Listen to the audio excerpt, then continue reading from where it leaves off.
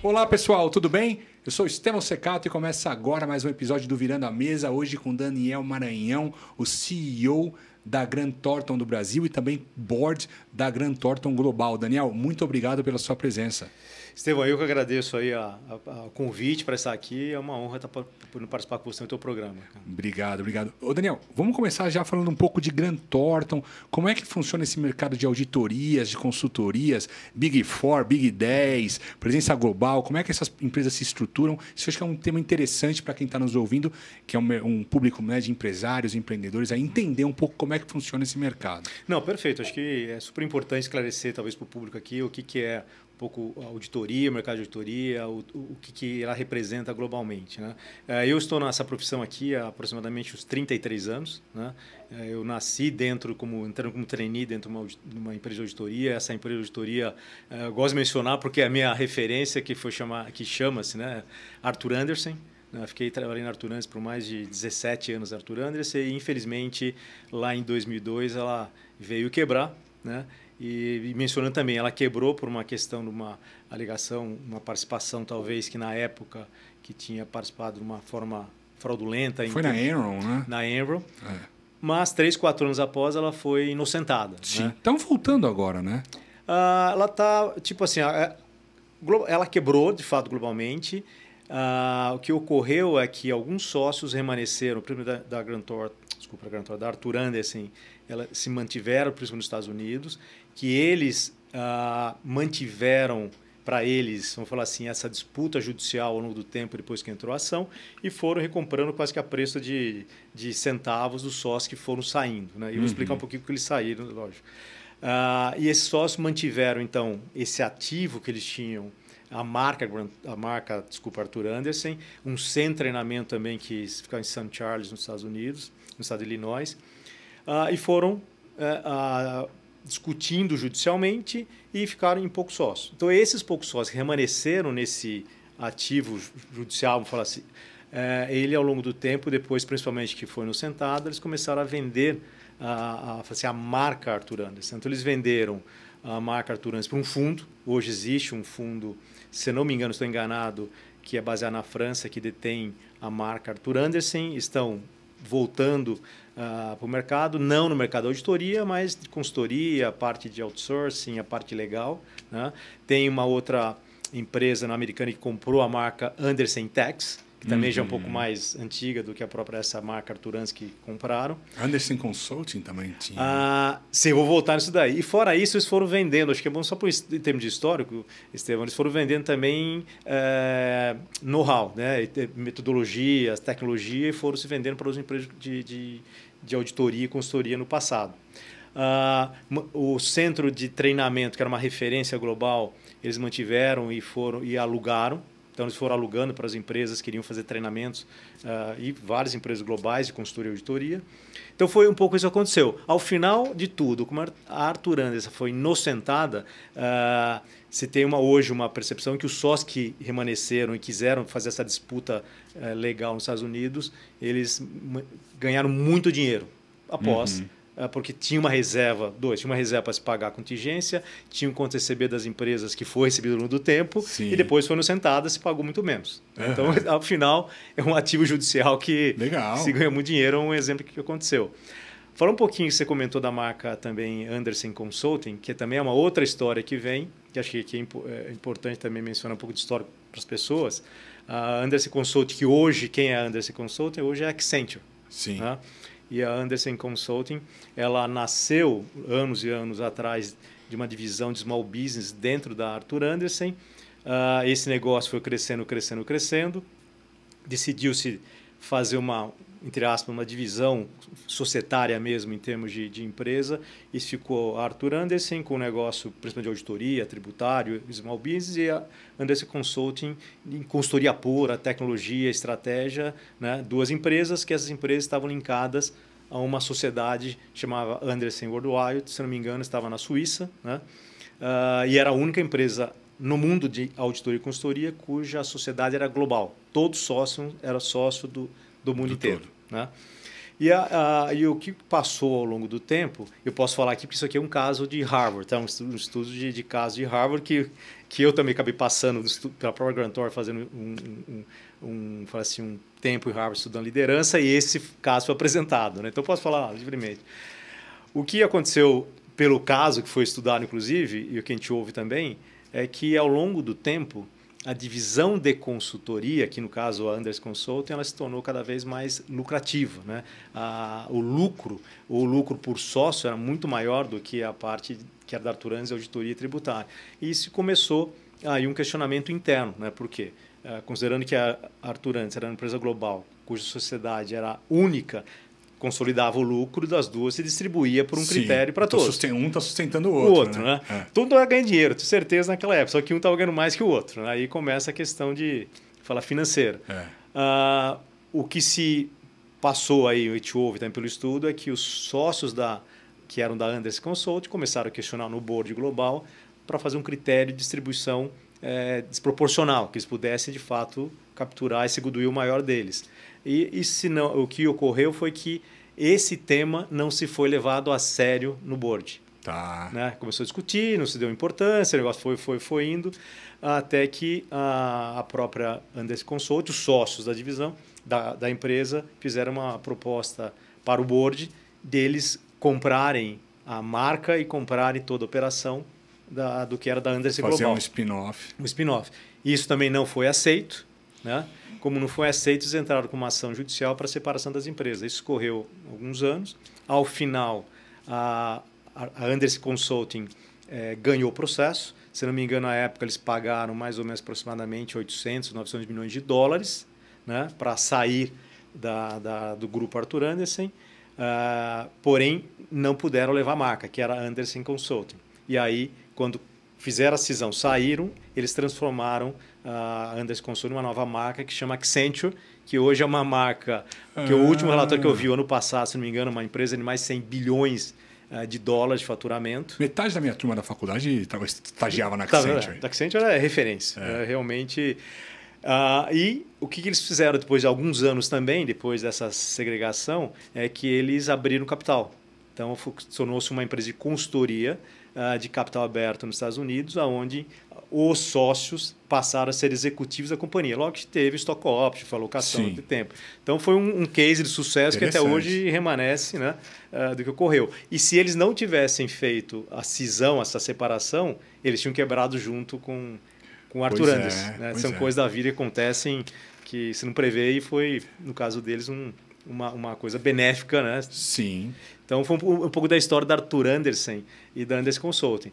Por outro lado, fazendo referência a Arthur Andersen novamente, e aí você vê uma questão de erro judicial dos Estados Unidos, que alguém tinha que ser penalizado, Arthur Andersen foi penalizada erroneamente e levou uma empresa a quebrar globalmente. E depois você não repara o dano reputacional. Não repara. Por mais que você seja inocentado, mas já se acabou. A empresa, as pessoas já migraram para outras empresas que eram concorrentes à época. E aí, na questão de imigração, você tem pessoas que migraram para outras empresas, tem escritórios, principalmente para os Estados Unidos, que era muito grande, escritórios que migraram para um concorrente ou escritório para outros concorrentes, e tem países que migraram 100%. Mudaram a marca. Mudaram a marca. Foram para outra empresa que era concorrente. Cada do Brasil, não, da Arthur Andersen mudou para uma outra empresa, né, que abordou para levar os profissionais e levar a carteira. Uhum. E na época a gente foi abordada pelas outras maiores, né, e teve uma decisão estratégica de ir para esta outra empresa por uma questão principalmente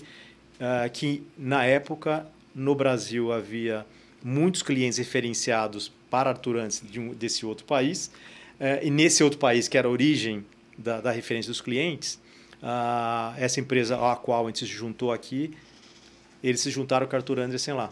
Né? Tá. E aí foi uma proposta, também curiosidade aqui, a proposta que foi nesse país onde a Andersen foi convidada a juntar, eles juntaram, a proposta foi: venham para nós, tragam os profissionais, venham com a carteira e vocês vão liderar, a gente passa toda a liderança para vocês aqui. Né? E com isso, no Brasil, falou, tem toda a referência, se os clientes estão migrando, que era da Arthur Andersen, para lá, e no Brasil já temos, vamos fazer a mesma coisa aqui. Então, você ganhou sinergia em termos de manutenção de clientes, que era o da Arthur Andersen. Né?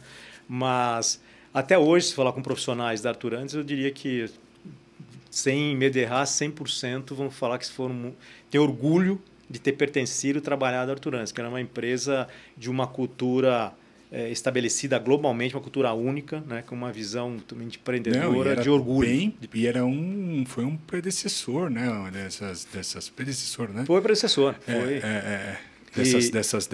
Dessas Big Fours aí. Exatamente. Porque eu lembro do nome Arthur Andersen há muitos anos atrás. Sei que a KPMG tem muitos anos também sim, e tal, sim. mas aparentemente a ideia que eu tenho é que era muito maior do que elas, né? Não, era maior. Considerando que a época era Arthur Andersen, falando global, Arthur Andersen Consulting, era a maior de todas. Né? Havia um conceito na época já das 5 maiores, a Arthur Andersen era a maior de todas. Uhum. Né? Aí, quando houve a separação da Andersen Consulting, ela passou, talvez continuar a primeira ainda, mas muito próximo da segunda, ou se não foi, será a segunda, mas ficou muito próximo, porque era muito grande. Uhum. E eu diria que nenhuma delas tinha, talvez, acho que o orgulho de pertencer dos funcionários, de pertencimento, quanto tinha os profissionais da Arthur Andersen. Na época era referência, entrei na Arthur Andersen, 6 meses após a entrada como trainee, ia para os Estados Unidos, falando coisa de 2000 e... Não, 2000 não, 1990, 80, né? Treinamento em St. Charles. Uma coisa, naquela época, fantástica, né? Oportunidade. Quem não tinha inglês ia para o México. Né? Eu posso falar, na época eu não tinha... Entrei na Arthur Andersen em 1980, setembro de 88, 6 meses depois estava viajando, não tinha inglês, não fui para os Estados Unidos naquele momento, mas fui para o México. Uhum. Né? Então, era coisa, a experiência internacional, coisa de 30 anos atrás, é uma coisa muito legal. Né? Então, isso é um pouco da Arthur Andersen. Né?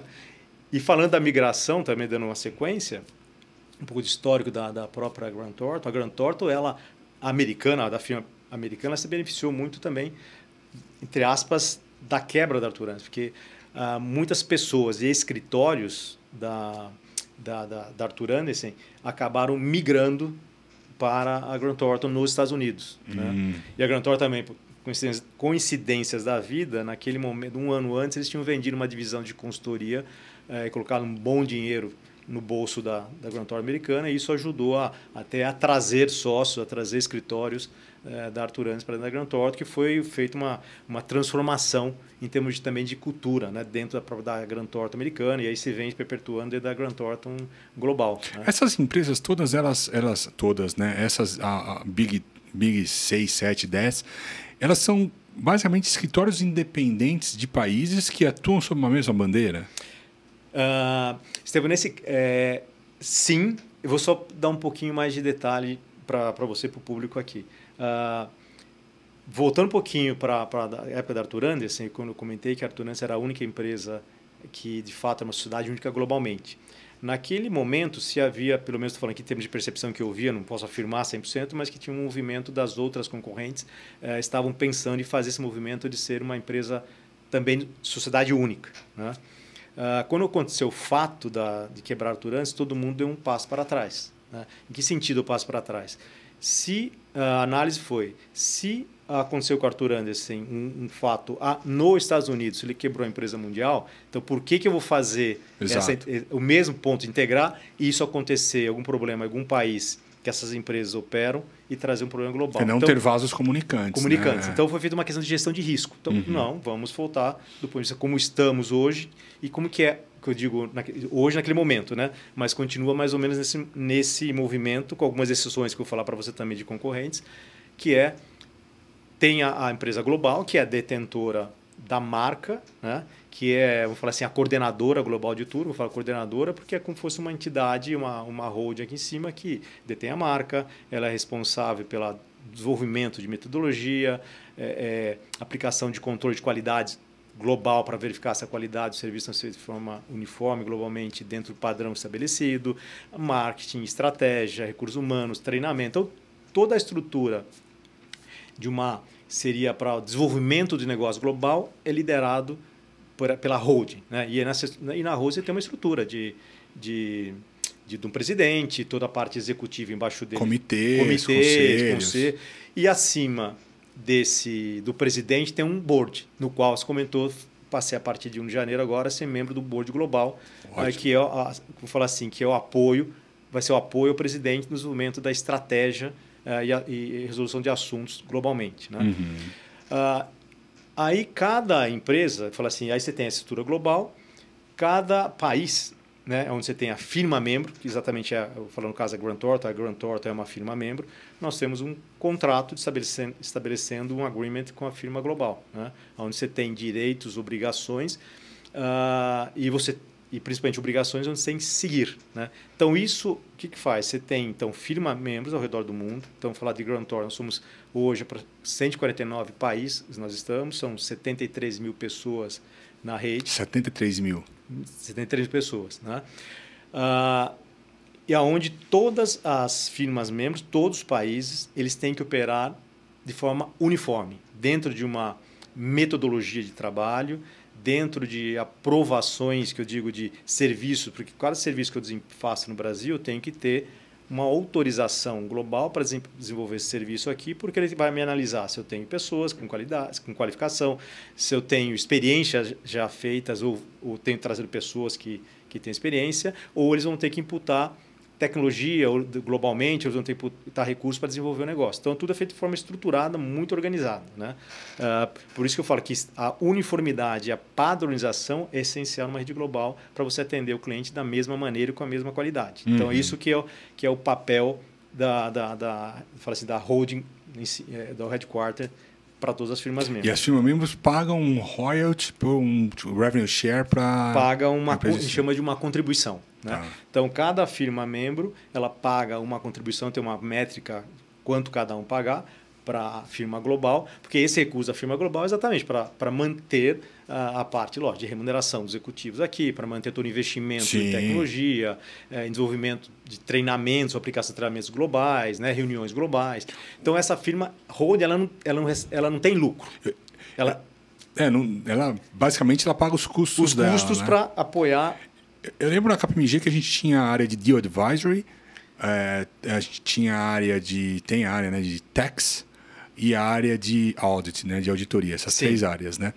E rolava uma treta ali de tipo, putz, aquele negócio, vamos dividir o bolo como? Eu tô dando uma margem boa, eu tô alocando... E aí tinha aqueles critérios de alocação, de bilar a hora, de alocar a hora, utilização de pessoas e tudo mais. E sempre tinha briga na hora de distribuir o bolo, né? Isso é normal também nas outras auditorias ou era só lá? Não, é uma coisa normal, né? Continua. Quando você fala de dinheiro e pessoas, você pode mudar a casa, mas a discussão sempre é a mesma. Tem, né? Exato, sempre tem. Né? Eu vou entrar um pouco de detalhe também, se você permitir, Estevão. Mas eu queria só para finalizar um pouquinho da rede global, acho que é importante para talvez uniformizar um pouquinho do conhecimento de mercado. Então, você tem, no mundo, você tem mais de 10 marcas, 12, 15 marcas entre auditoria, né, e consultoria. Eu gosto de separar um pouquinho o que é consultoria, falar assim, do ponto de vista estratégico, tecnologia, que são grandes corporações como aí a Anderson, a Accenture, a Bain Company, McKinsey, que é um segmento específico. É consultoria de fato. Que nós, como Grant Thornton, nós não consideramos aqui como concorrente, porque a gente não atua. Sim. Né? E aqui dá um exemplo. A McKinsey é cliente nosso de auditoria global. Nós atendemos como auditoria. Por outro lado, a McKinsey é o nosso assessor estratégico global. Sim. Né? Você tem, por exemplo, entre as 4 maiores, vamos falar o termo Big Four, que tem, entre elas, algumas divisões de consultoria grande também aqui dentro que compete com elas. Não é o nosso caso. Estrategicamente, não temos a estrutura para competir com eles e talvez, por enquanto, não é o nosso objetivo. Né? Exatamente por isso que nós somos auditores da McKinsey, porque se nós competíssemos, com certeza... Isso não ia abrir para você. Não ia abrir. Né? Então, nesse conceito de rede global, todas elas operam, como eu comentei, em termos de firmas membros e tem o fee de contribuição e tem que seguir toda a definição em termos de padronização. Né? Aí você tem que termos de sociedade. Então, cada firma membro ela tem uma sociedade estabelecida em seu país, com seu CNPJ e sociedade estabelecida. Né? Com isso, em teoria, essas 6 empresas elas deveriam ser em cada localidade uma única empresa com seus sócios estabelecidos, sócios de capital ou não capital estabelecido e com suas filiais ao redor do país. Eu diria que das 6 maiores, 5 operam exatamente dessa forma, uma opera mais ou menos, que depende do país, ela é na estrutura de sociedade única, depende do país, é meio que um tem o direito, ele franquia para os outros escritórios, não é uma filial, mas meio que uma franquia, cobrando royalties. Isso tem um lado negativo, que você acaba meio que não tendo uma certa uniformidade, uma qualidade única. Mas é modelo de trabalhar. Mas já convivi com, por exemplo, não vou falar o nome, mas sim, que cada cidade ou cada estado era um CNPJ diferente, com uma equipe diferente, que não se comunicava com as outras, com linhas de serviço diferentes. Exatamente. Então, isso, para o mercado que não entende, ele acha, quando vê o nome, ele acha que é uma coisa única, e não é. Né? Isso traz risco do ponto de vista de quem está contratando pela qualidade do SCB, pela padronização, uniformização. Né? Esse que é um item importante. Então, das 6, 5 trabalham mais ou menos da mesma forma em termos de estruturação societária, uma depende mais ou menos um pouco do país no digital, uma coisa mais aberta. Então, eu digo, a governança aqui em cima da holding, ela dá essa liberdade, no caso dessa empresa, fazer do jeito que ele quiser em cada país. No caso da governança, eu vou falar com propriedade aqui da Grant Thornton, nós, dentro da governança, todas as firmas membros têm que ser uma empresa de sócios, não existe empresa de dono, tem que ser sociedade, né? Entre sócio é equity, não é equity, mas é sociedade. Então, é parte da governança. Né? Dentro da governança também, também acho que é importante, entre as 6 aqui, que eu comentei antes, que é importante mencionar, é a questão da qualidade. Você tem um grupo de qualidade global que faz uma verificação, uma supervisão globalmente em termos de garantir qualidade. Porque, pensando do lado do serviço de auditoria, o maior ativo que você tem é a reputação, a marca é a reputação. Então, o item qualidade ela é super importante e relevante. Então, a Grant Thornton, com certeza as outras, fazem um trabalho do ponto de vista detalhado e diria, em termos de verificação do padronização qualidade e penalização também em termos da própria firma membro, dos próprios profissionais que nos executaram, para que isso não cause problema para a marca. Porque se causar, de novo, se causar um problema num país, isso pode se espalhar para o mundo inteiro em termos de reputação. Né? E para você reverter não é fácil a questão dessa imagem. Então, é isso que eu diria que é importante as pessoas entenderem. Né? E aí você tem abaixo das 6 empresas, né? Desculpa, só voltar um pouquinho, tem as 6. Essas 6 é tão relevante, as 6 no mundo, que você tem um grupo que chama... Quem são as 6? As 6, vou lá. São as 6, tem o famoso selo que chama globalmente Big Four. Né? Que são quem? KPMG? KPMG, Deloitte, Price EY, né? Grant Thornton e a BDO. São as 6 que são consideradas as 6 redes globais com estrutura global para atender cliente globais, né? Que, em teoria, tem uma estrutura única, uma padronização única, uma qualidade única. Né? Inclusive, tem um comitê, que chamam de Global Public Policy Committee, que isso já está formado mais de 15 anos atrás, você chega a participar no passado, cujo objetivo é que essas 6 empresas se reúnam e tenham um evento global aberto para debater, de fato, com o público, com investidores, com órgãos reguladores. Melhores práticas, tendências, o que o regulador tem trazido em termos de, talvez, reclamação, falhas, auditoria, problemas que ocorreram no mercado deveriam ser melhor endereçados, a visão do investidor e também a visão do outro lado do auditor. Aí começa um debate aqui, qual o papel do auditor, que não vou entrar agora aqui nesse ponto, o papel do auditor em termos de identificação de fraude. Outra conversa. Então, é questão de entendimento. Você tem uma norma, você segue, você aplica, então podemos uma outra conversa sobre isso. Assim, mas eu acho que é importante falar, porque assim, tem muita gente que fala, mas o auditor sabia, o auditor estava ali, o auditor deveria ter pego, no caso que está mais em voga, lojas americanas lá. Sim. Os caras deveriam ter identificado. Mas o que o público geral não sabe e não vê é um documento chamado Limitação de Escopo e Responsabilidades. Sim. Né? Quando você limita o escopo a acesso a certos documentos e tudo mais, você está dando um parecer que você está falando, olha, eu vi isso. Que é, por exemplo, o que a CVM pede. Sim. Um detalhamento maior seria um detalhamento investigativo. Exatamente. Ele não é um detalhamento de auditoria. O auditor está vendo o que a empresa está mandando e checando o que a empresa está mandando. Agora, quando entra num cenário de investigação, se aquela informação é ou não de fato verdadeira, porque o cara pode estar produzindo o documento. E aí ele pode estar cometendo um crime. Não é a obrigação do auditor pegar isso. Eu falo isso porque eu fui da KPMG e tenho orgulho e gosto, e falo com... Adorei trabalhar na KPMG. Então, assim, e eu via a gente sofrendo muito por conta disso, né? Muitas vezes, é culpa do auditor. Não. Né? Quem está recebendo o relatório de auditoria tem que olhar e ler e falar assim, pô, peraí, eles estão contratados, eles estão validando os números, mas eles não estão investigando atos fraudulentos. Sim. Não é papel deles, é papel da polícia. Exatamente. Né? Então é só para deixar claro para quem está ouvindo, o papel do auditor, que não é de investigação de fraude criminal, é de validar os números ali, testar estatisticamente se aqueles números fazem sentido ou não. Né? Exatamente. Então, é exatamente o que você comentou aqui. É essa forma que as empresas de auditoria atuam. Tem uma norma para isso, tá certo? Tem estatística em termos de confiabilidade, em termos de amostra, quanto testar. Então, isso se segue. Então, eu preciso falar isso, cara, porque assim, me irrita um pouco. Porque assim, imagina um auditor que vai lá e cobra 300 mil reais para auditar uma empresa e depois audita, faz seu trabalho, verifica, tem os papéis de trabalho provando que você fez o seu trabalho. Vale. Exatamente. E aí depois chega uma fraude de 2 bi. Ninguém, em sã consciência, assumiria um risco de 2 bi para ganhar 300 mil. Exatamente. O business não pararia de pé, não existiria auditoria. Exatamente. Então, é por isso que tem que ter separado o joio do trigo, né? De executivo ou sócio que está fazendo coisa errada. Da empresa. Da empresa de auditoria que está lá verificando o que está sendo feito. Entendeu? Exatamente. É o que você comentou. A empresa é o todo.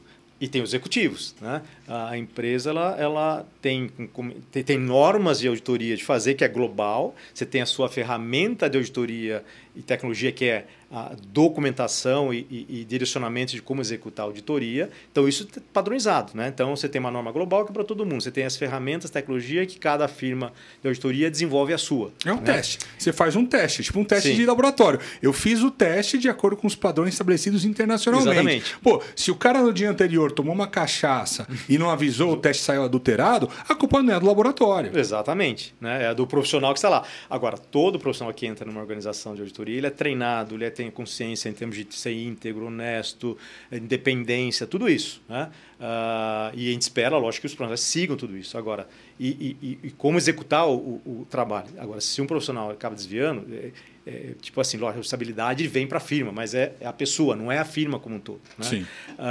E outro também importante mencionar, se existe conluio dentro de uma organização, o auditor não vai conluio para fazer fraudes, só você vai pegar se for uma investigação de forense, senão você não pega. Né? É muito difícil, a não ser que na sua amostragem, se for um bom auditor, você detecte alguma coisa e comece a puxar o fio do novelo. Você acha que inteligência artificial com inteligência artificial agora você começa a ter ferramentas melhores para auditoria, do tipo pegar padrões de desvio com mais facilidade ou não? Vocês não estão... eu diria que você vai ter falar assim, indicadores, tendências, né? Mas aí, de novo, é o treinamento, aí é treinamento do bom auditor. Né? Você pode ter... não precisa ser muito inteligência artificial, não, hein? Com análise de variação, análise de indicadores de performance da companhia. E o outro muito importante, conhecer o negócio da companhia. Um auditor não é um bom auditor, uma empresa de auditoria não faz uma boa auditoria se a equipe não conhecer o negócio. Né? A indústria, o tipo de empresa. O tipo de empresa, o negócio, né? Se de fato é fazer auditoria, sentar lá e conhecer. E aí no chão de fábrica, ver como que é a produção, como que é controlado, né? Qual que é o processo, até levar tudo isso e chegar às demonstrações financeiras. Porque o número que está no balanço da companhia é um reflexo, né, que vem da produção, que vem da definição de uma pedido de ordem de compra, que vem do pedido de vendas. Se você não conhece o processo, quais são a operação, quais são as políticas, se tem políticas, se tem procedimentos, se tem controle, você não vai auditar bem. Né? Porque se você conhece tudo isso, conhece a indústria e você faz uma boa análise do ponto de indicadores, comparativos, né? Tendências, comparação com budget, se tiver um grande desvio, você começa a chamar atenção e aí você começa a investigar. Sim. Não que você está lá e fala, tem um problema, mas é o indício, você tem que começar a investigar porque é daquilo. Né? Você faz por exemplo, princípio básico, né? Vamos falar assim, se uma conta contábil, é o básico do básico, estou falando aqui, ela tem que ter reconciliação. primeiro, o controle é que a contabilidade tem que manter as contas contábeis reconciliadas, né? Se o auditor ele não analisa a reconciliação, ou se não dá muita atenção à reconciliação, não é uma boa auditoria. Você pode ter um problema de fraude. Sim. Né? A gente tem casos, já passei, já vimos, e que tinha problema de fraude na reconciliação. Né? Você tinha problema de fraude que era, por exemplo, assim, eu vou dar um exemplo aqui que o auditor difícil pegar, mas foi por denúncia. Um exemplo típico aconteceu num cliente nosso. O valor também não era do ponto de vista de auditoria material, que a gente vai discutir outra coisa, materialidade, mas para a operação da companhia é dinheiro, né? Faz Sim. a diferença. Que era uma troca de sistemas. O sistema foi trocado, fez um upgrade no sistema e tem o famoso que é perfil de acesso. Está implementando o sistema, definiu o perfil de acesso, quem pode fazer aquelas operações pelo sistema, que é autorização, nível de alçada, e por algum engano deixaram para um assistente financeiro o perfil de acesso dele de cadastrar fornecedor e aprovar. Né? Lógico, ele cadastrava o que ele queria, definia a conta para pagar e ele me autorizava. Como que se pegou a fraude? Denúncia, por um erro do próprio assistente. Ele foi fazer Aí começou a ganhar dinheiro, na época ele comprou uma Cherokee, até me lembro disso aqui, e na época era um carrão, e foi no próprio banco, na agência do banco, fazer o seguro do carro. A pessoa da agência, né, que era a gerente, já se ligou e falou, mas como uma pessoa que ele sabia o salário, porque ela paga o salário lá, pode comprar um carro desse. Foi falar com a diretora financeira. Aí ativou, começou a investigar, tinha fraude. Né? Então é um exemplo. Então, que esse cara não era nem conluio, esse cara é ele mesmo, mas tem exemplo de conluio, né? Das Sim. pessoas, desde a parte de recebimento de material até a área de compras, todo mundo está em conluio para prejudicar a empresa e desviar dinheiro. Então tem vários casos, mas eu quis ilustrar com base nisso porque são coisas que estão fora do escopo do auditor pela materialidade e o valor, porque, novamente, o auditor ele sempre vai analisar com base aquilo que define o seu cálculo, que é material. Então, até determinados valores, ele vai ter que olhar, né, em termos de valores ou contas, e ter obrigado a olhar, porque é material, porque se tiver um erro, ele afeta de forma significativa o resultado, o balanço, e aquilo que está abaixo, ele pode fazer alguma análise, mas ele não vai profundamente analisar. E aí é o risco, né? Quando tem coisas muito mais abaixo disso que ele acaba não olhando, pode ocorrer fraude, mas Sim. não é uma responsabilidade. Né? E também o volume também não seria tão grande a ponto de prejudicar de forma material a companhia. Né? Ô Maranhão, e conta uma coisa assim, ainda tem bastante empresário que tem medo de auditoria. O cara acha assim, puta, tem que contratar auditor, ferrou. Né? Vão Sim. descobrir alguma coisa errada na minha empresa. Né? Quando, na verdade, a contratação da auditoria, pelo próprio empresário, ela serve já para prevenir erro, prevenir a autuação fiscal e dar a ele acesso a mercados que ele não teria. Quais Sim. são, assim, o que você enfrenta nesse contexto? Tipo, desde empresário que não quer de jeito nenhum, fala, aqui ninguém entra, aqui quem manda sou eu, não vou abrir para ninguém, até o cara que se beneficiou da auditoria, usou a auditoria como ferramenta de virada de mesa. Sim, sim. Eu diria que é uma questão de cultura. Né? Eu diria que de governança, de cultura de governança. Né? O Brasil ele está ainda no movimento de evolução em termos de governança. Né? E eu vou dar um outro para dar sequência que eu vou falar aqui, é a questão do porquê da cultura de governança. Primeiro que o Brasil é um país onde o PIB, né, ele é movimentado muito por empresas privadas familiares. Né? Então, outros dados que saíram estatística, pode falar que seguramente 70%, 80% talvez do PIB ele é movimentado por empresas familiares privadas, empregabilidade mais ou menos esse range de percentual, também empregabilidade vem das empresas privadas. Né? E aí vou dar voltando um pouquinho para a Grant Thornton, a Grant Thornton ela tem estrategicamente no mundo 12 países que são estratégicos para o crescimento no mercado que a gente chama de mercado de mercado estratégico. Por que mercado estratégico? Porque a economia ela é movimentada muito por empresas familiares, o PIB é movimentado por isso. E vai ter uma migração de governança. E para a Grant Thornton, nesses 12 países, nós temos que olhar com com um olhar estratégico e crescer junto com essas companhias. O Brasil, com certeza. E o Brasil, com certeza. O Brasil está na nossa análise, ele está em terceiro em termos de relevância. Isso aqui foi feito um estudo estratégico há alguns anos, junto com a própria McKinsey. A gente faz Nós perdemos para quem, hein? A gente perde para a China, para a Índia. Para a China e para a Índia. Para a Índia. Tem outros países, eu não vou recordar todos os 12, mas você tem a Indonésia. México, talvez. México, como o México está. Chile, não. Não. Na América só tem Brasil e México. Né? Estados Unidos ele está fora porque é uma realidade totalmente à parte do mundo. Né? Ele tem um mercado emergente também gigantesco, mas não é parâmetro para a gente comparar. Então, por isso que os Estados Unidos fica fora. Então, na América, é Brasil e México. Aí você vai para a Europa, que eu me lembro, é Alemanha, Itália... não lembro se tem mais alguma, mas Alemanha e Itália com certeza. E aí você tem na Nigéria, na África. Aí você vai para... A África é o mercado que a hora que pegar... vai. E você tem aí toda a Ásia ali, que eu comentei. Indonésia, China, Índia, Malásia, Tailândia. Né? Eu perdi algum aqui, mas esses que eu me lembro de são os principais. Né? Então, esses mercados para a Grant Thornton, que eles chamam um segmento específico estratégico, é o Strategic Growth Market, que é o mercado de crescimento estratégico. Por quê? Porque essas empresas, esses países possuem empresas tão relevantes, familiares, que temos que estar junto com eles. Sim. Né? Porque eles vão crescer. Né? De alguma forma, algum momento eles vão ter necessidade não digo de crescer só financeiramente, mas de crescer na governança. Né? E um pouco antes da pandemia, eu acho que vai começar a retomar, se pensar um pouquinho até fora do Brasil, mas nos países, talvez o México fora, que tem empresas tão grandes, países familiares, e a Alemanha é um caso muito bem relevante disso, porque tem muitas empresas familiares alemãs que estão pelo mundo inteiro, né? Que tinha uma tendência de expandir globalmente. Se essa empresa expandir globalmente, ela vai precisar de uma assessoria, de um consultor, de uma auditoria. Então, você tem que estar presente nesse país para acompanhar essas empresas para onde eles forem.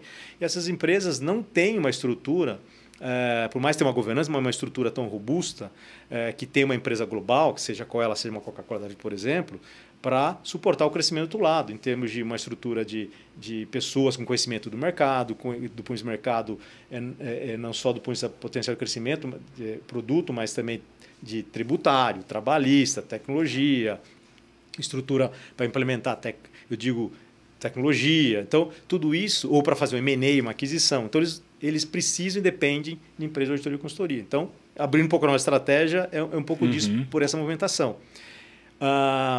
Nesse estudo, também achei importante falar, e para os empresários que ouvirem, o crescimento das empresas familiares, até a data que foi feita a pesquisa, era que a receita de empresas familiares ela tem uma tendência a crescer 3 vezes mais que empresas globais.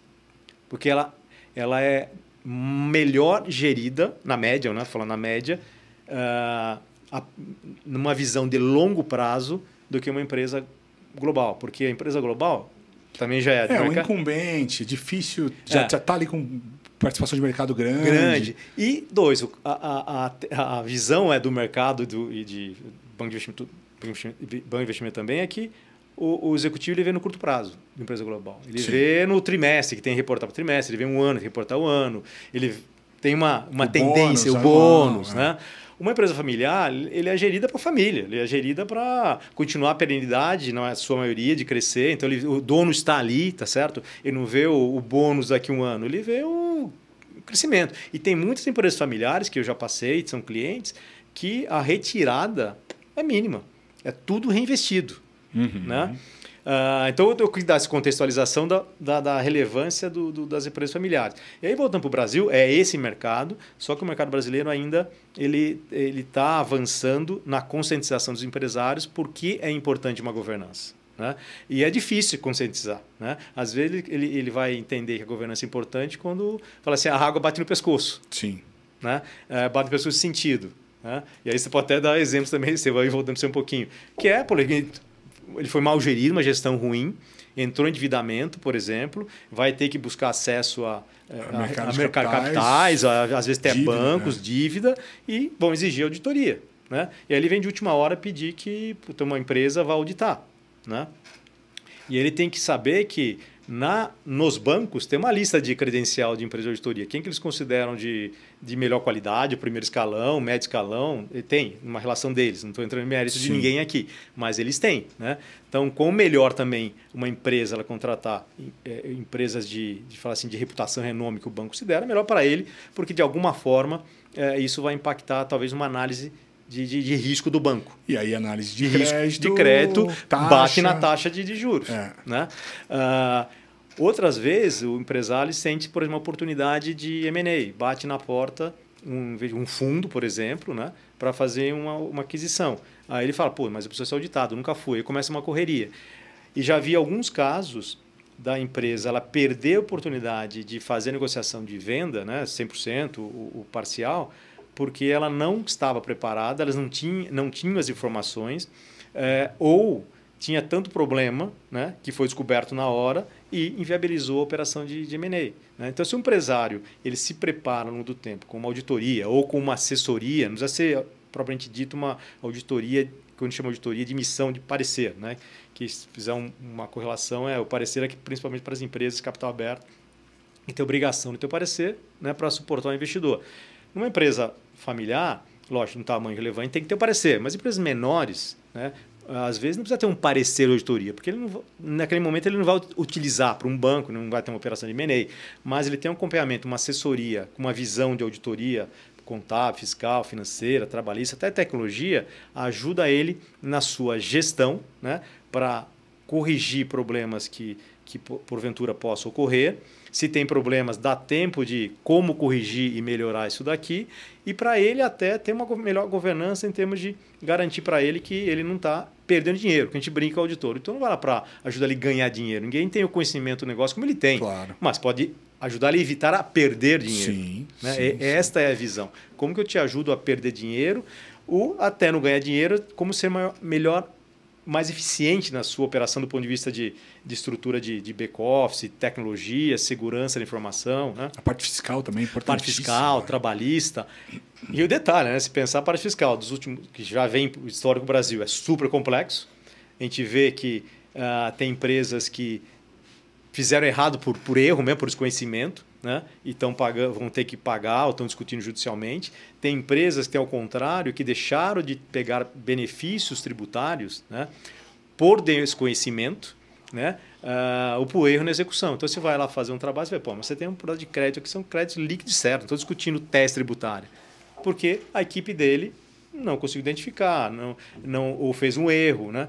E aí, de novo, a complexidade é tão grande que depende do tamanho da empresa, estrutura da empresa, ele não tem equipe suficiente para ficar se atualizando toda hora em termos tributários. Então, acaba acontecendo. Então, você tem uma ineficiência tributária gigantesca. Né? Isso é um papel. Você tem agora a reforma tributária que está vindo. Vai ser complexo para as empresas, você vai trabalhar aí por um período com 2 tipos de operação tributária, né? Vai ter muita discussão, imagino eu, lá para frente, mas as empresas têm que gerir tributariamente, tem que pensar numa gestão tributária, não é meramente executar para cumprir algum tipo...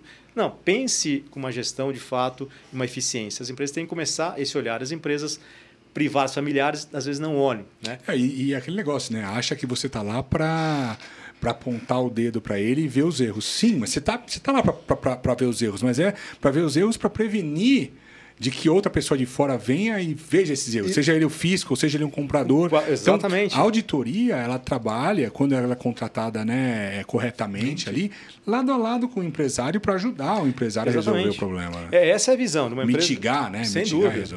Nós chamamos uma visão meio que consultiva. Lógico, eu sou um auditor, tenho trabalhado de forma independente, mas nós olhamos para o lado que a gente chama de consultivo, para aquilo que possa trazer benefício para o empresário. E o laudo, o relatório de auditoria, ele é privado.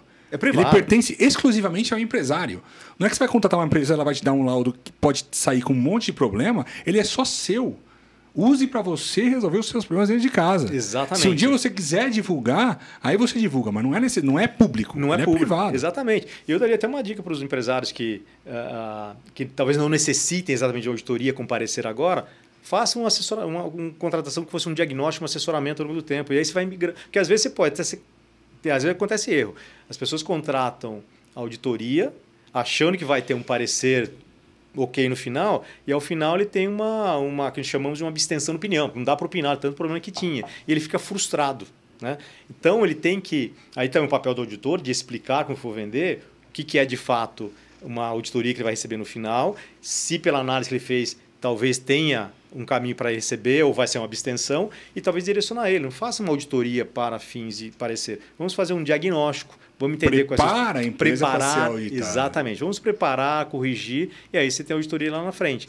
Mas essa visão os empresários precisam começar a ter, né? Porque eles podem perder oportunidades no futuro por essa não preparação com esse viés de governança. Barato. Se você for ver, o valor que agrega é muito barato. Muito barato. E ele vai ter um indireto, né? Com essa questão de fazer o diagnóstico, a gente vai olhar a parte tributária, a parte trabalhista, se necessário a gente vai dar uma olhada no ponto de governança, no ponto de estrutura de controle, podemos olhar a parte de tecnologia, e o item importante que está hoje em voga aqui é a questão da cibersegurança, que o dilema não é se você vai ser atacado, é quando você vai ser atacado. Né? E os riscos do ponto de vista de reputação, de perda financeira, são gigantescos. Então, cibersegurança, eu diria, uma mensagem aqui é todos os empresários deveriam olhar de uma forma ou outra. Cybersecurity. Fora a LGPD também, que é um capítulo à parte, mas a cibersegurança é um item importantíssimo dentro de qualquer organização, independente do tamanho que ela for. Né? Ô Maranhão, nesses seus anos de experiência, teve algum caso emblemático que vocês ajudaram alguma empresa pegando do zero, auditando, fazendo, acessando o mercado de capitais? Que casos assim que você falou, virada de mesa com auditoria? Eu tenho um caso que se eu estou falando de mais de... lá do ano de 2000, que é um caso bem emblemático para mim, que eu sempre lembro, que foi em 2005, 2006, né? Que ocorreu. A gente assessorou um empresário com uma visão do ponto de vista estratégica, eu diria, muito bom e perfeita, que naquele momento nós tínhamos ali um movimento em termos de oportunidade, consolidação do setor do sucro alcooleiro, de usinas, né? E o Brasil estava, naquele momento, passando por essa olhar de fora dessa oportunidade. Ele enxergou isso. Só que também ele, na pessoa física, não tinha recurso para fazer isso. Então, ele estruturou com investidores internacionais, e foram investidores que acessaram por uma bolsa que fica em Londres, uma bolsa chamada AIM Market, que é uma bolsa para empresas médias e pequenas, não é a London Stock Exchange. Está linkado a London, mas é tipo uma Bovespa+. Bovespa+. A Bovespa+, ela nasceu no conceito da AIM Market de Londres, né? Fala assim, os regulamentos, as exigências do ponto de prestação de contas para investidores é menor, porque são muitos investidores qualificados, vamos chamar assim, né? Bom, então, nesse momento, ele começou a olhar a empresa no Brasil e nos acessou. Então, nós começamos de uma forma, olhar, fazer esse diagnóstico, entender quais eram as empresas que ele estava querendo comprar, que eram usinas. Fizemos uma pré-auditoria, que foi que a gente chama de True-Up Audit lá no passado, com base nesta elaboração de informações, que a empresa não dá ainda para ser auditada, mas tinha um conceito de um proforma ali. Os investidores aceitaram, meio que num proforma, analisar e tomar uma decisão. Investidores botaram o dinheiro no fundo. Aí, no período, conseguimos fazer auditoria. Na época eram 2 ou 3 usinas, fazer auditoria e ter os números auditados, né? Aí isso voltou para o fundo. Com isso, teve o aporte, foi um aporte de 500 milhões de dólares à época. Então, eu diria, só conseguiu porque tinha auditoria. Né? E nós ajudamos ele até a estruturar a empresa do ponto de vista de auditoria para ser auditada e ter um relatório limpo para dar credibilidade ao investidor. Isso que é importante também, né? Não basta você ter um auditor ali. O importante é você ter um auditor que entenda do negócio e que vai te dar os caminhos, não é fraude, nada disso, mas que vai te dar os caminhos para, olha, melhora isso daqui, faz esse ajuste, aí a gente consegue auditar. Exatamente. Né? Aí você começa a entrar do outro lado da moeda do ponto negativo. Então, o auditor ele ajudou até aqui para fazer tudo isso. Aí começou aí uma questão de gestão, de novo, do empresário. Começou a meter o pé pelas mãos do ponto de vista de começar a fazer aquisições agressivas de empresas aí do ponto de vista operacional. Aí entra o ego, quero crescer. Quero crescer, não é eficiente. Vou atrás de empresas que na diligência também que nós fazíamos, né, tem casos que já estava com o dinheiro, tinha que fazer a diligência da empresa, que do ponto de vista é muito problema. Né? Tinha que fazer provisões gigantescas no balanço da empresa para refletir o risco que tinha. Decidiu-se comprar. Bom, afinal de contas, a gente foi até o momento e decidimos parar a auditoria, sair daquele grupo, porque o risco estava aumentando demais. Né? Passaram, talvez, mais 3 anos adiante do que nós... Na data que saímos, a empresa quebrou. Então, ela saiu de 0 para 500 e de 0... Olha, se me conhecessem antes... Hein? Pô, você estaria bem, viu, Esteban? Ô, Maranhão, fala uma coisa... Tem um caso também, mais um caso que é importantíssimo também, acho que para nós e é uma visão, talvez, de conhecer o mercado brasileiro, que eu falei do investidor lá fora, conhecer o mercado brasileiro. Também, foram alguns anos depois, esse caso aqui foi mais ou menos em 2010, 2011, 10 não, foi 9 ou 10 também, de uma empresa indiana, né, que era cliente nosso, o fundo que estava assessorando, o advisor que estava assessorando na Índia era cliente nosso da Grant Thornton e buscou a Grant Thornton para assessorar, fazer a diligência aqui no Brasil. Né? De novo, naquele momento também estava a questão da aquisição, né, de usinas, foi usina, mesma coisa usina. Fizemos a diligência, ela já era auditada, inclusive com uma grande companhia, teve alguns problemas, mas desses problemas de auditoria da diligência, ok, dá para suportar, mas são erro estratégico de não conhecer o mercado brasileiro e conhecer a operação. Né? Ele trabalhava também lá na Índia com operação de energia e também com operação de açúcar, porque não é álcool, mas açúcar, e veio tentar investir no Brasil. Botou R$ 1 bilhão. Né? Passado talvez 5 anos... Não, 7, 8 anos, quebrou.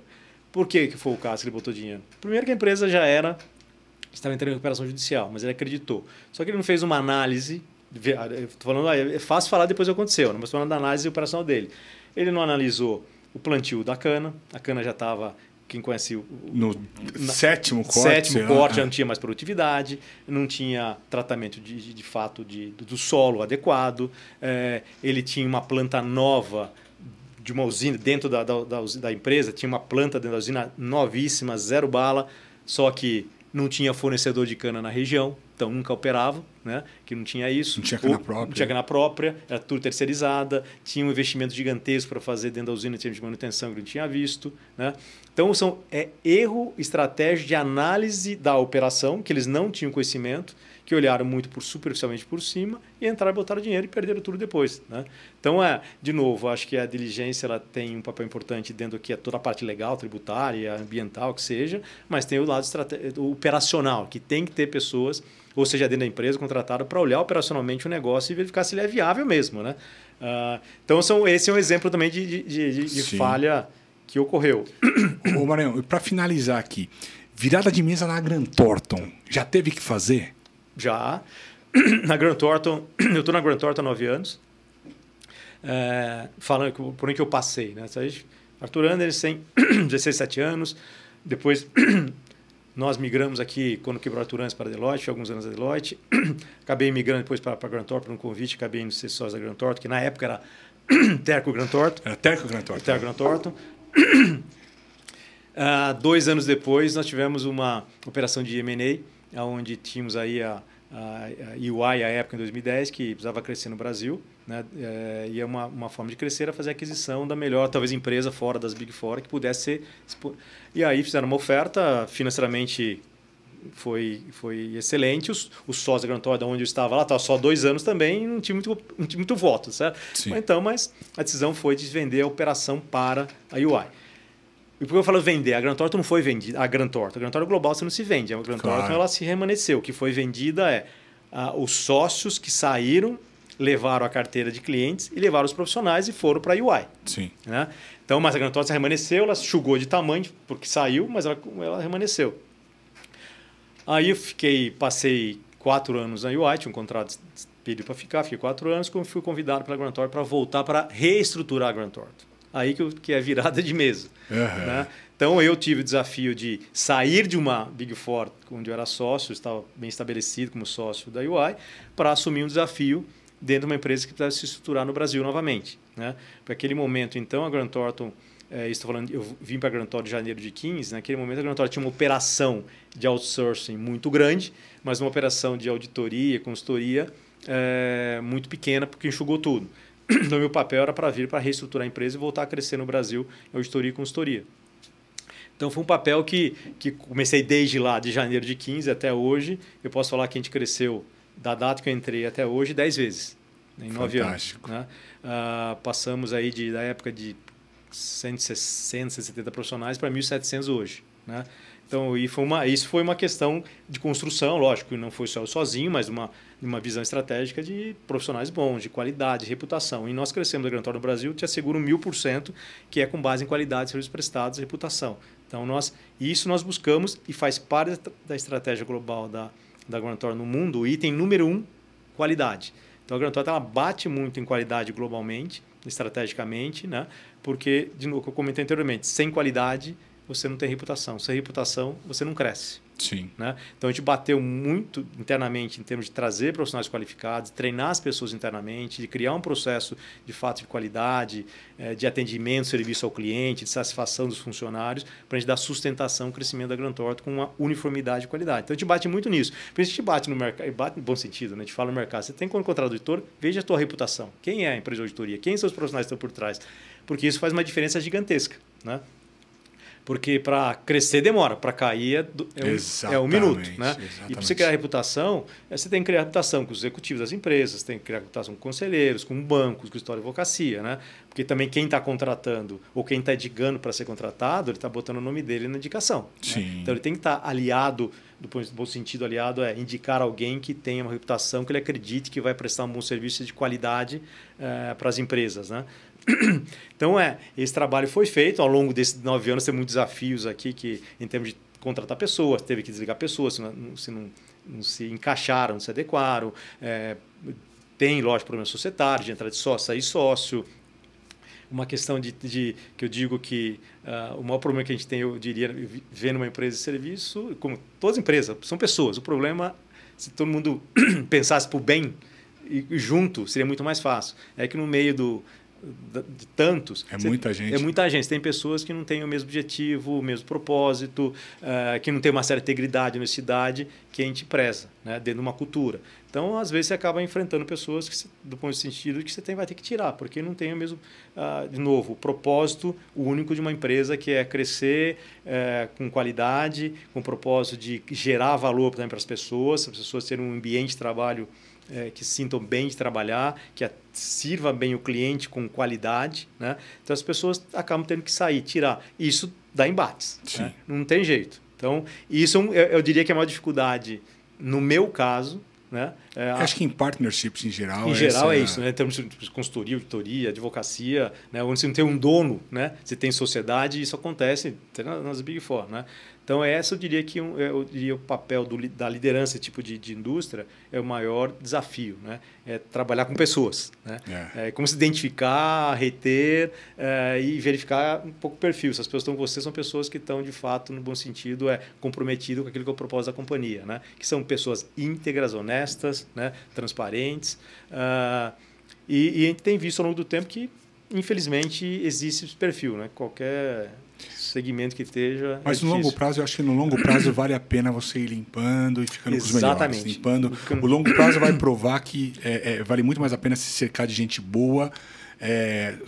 Primeiro, sua vida vai ser mais tranquila e mais feliz. Exatamente. Né? E depois vai ter mais sucesso. Eu tenho um grande amigo que ele brinca, né? Que é com o lema dele: pessoas boas atraem gente boa. Né? Pessoas honestas atraem pessoas honestas. Então, é isso que a gente tem que pensar sempre, um pensamento positivo de levar o negócio para frente com pessoas que têm o meu propósito. Né? Tá bom, pô. Maranhão, obrigado pela sua presença, agradeço demais, portas abertas para você sempre.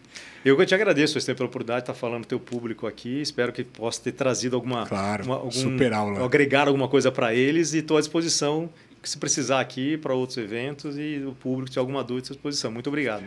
Obrigado, pessoal. Até a próxima semana, um abraço e até breve.